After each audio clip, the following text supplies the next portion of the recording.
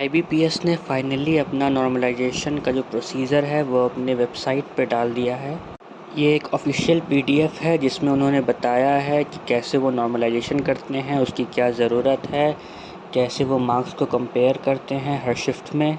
बहुत दिनों से लोग इसके लिए प्रोटेस्ट भी कर रहे थे कि नॉर्मलाइजेशन कैसे होता है, इसका फार्मूला बताएं, रॉ स्कोर बताएं।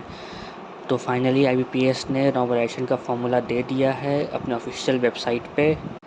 जब ये आप ओपन करके देखेंगे तो इसमें आपको मिलेगा इंट्रोडक्शन कि नॉर्मलाइजेशन क्यों ज़रूरी है, वो क्यों करते हैं, स्कोर को कंपेयर कैसे करते हैं।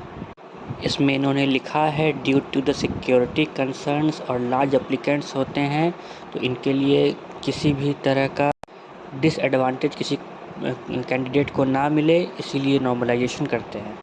उसके बाद इन्होंने डेफिनेशन दिया है और एक फार्मूला दिया है जो ये यूज़ करते हैं नॉर्मलाइजेशन के लिए। ये फार्मूला आप लोग भी वेबसाइट पर खोल के दे सकते हैं, ऑफिशियल पीडीएफ पे दिया गया है ये।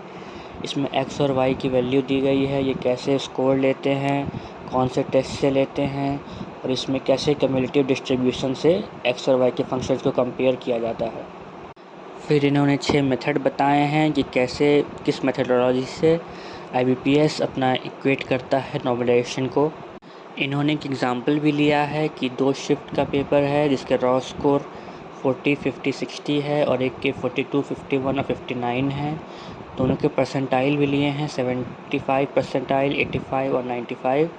तो मैक्सिमम परसेंटाइल में इक्वल तरह के मार्क्स अगर दोनों शिफ्ट में देखे जाते हैं तो इसमें कंक्लूड किया जाता है कि कोई अनफेयरली इम्पैक्ट नहीं पड़ेगा कैंडिडेट्स के रैंक पे।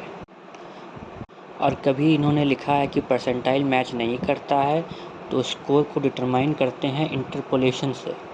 और इसमें ये 2-3 अजम्पशन और वैलिडिटी लेते हैं। एक अजम्पशन ये है कि पॉपुलेशन जो हर शिफ्ट में है वो ऑलमोस्ट सेम है। जितने भी 2 या 3 शिफ्ट में ये पेपर लेते हैं तो ये एज्यूम करते हैं कि उसमें बच्चे जो है वो ऑलमोस्ट सेम नंबर्स में आए हैं।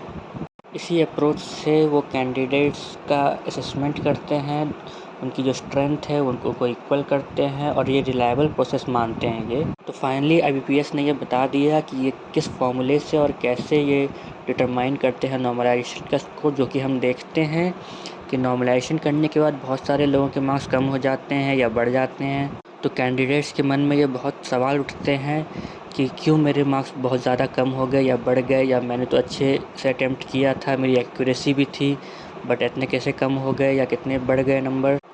और आईबीपीएस से ये मांग भी हो रही थी कि आप किस फॉर्मूले को यूज़ करके आप नॉर्मलाइज़ करते हैं, कितने रॉ स्कोर में चेंजेस करते हैं, जो शिफ्ट होती है उसमें कितने बच्चे आते हैं, किस मार्क्स को आप बेस मानते हैं, किस शिफ्ट को आप बेस मानते हैं।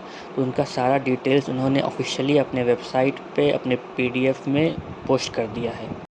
इससे ये कंक्लूड करते हैं कि ये एसेंशियल मेथड है फेयरनेस को मेंटेन करने के लिए एग्ज़ामिनेशन में, जहाँ पे बच्चे बहुत ज़्यादा होते हैं, कैंडिडेट्स बहुत ज़्यादा होते हैं और 2-3 शिफ्ट में एग्ज़ाम लेना पड़ता है और हर शिफ्ट की जो टफनेस होती है उसको एक जैसे मेंटेन नहीं कर सकते हैं। तो इसी के लिए नॉर्मलाइजेशन का मेथड यूज़ करते हैं।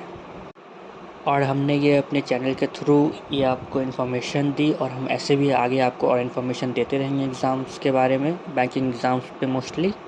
Thank you everyone.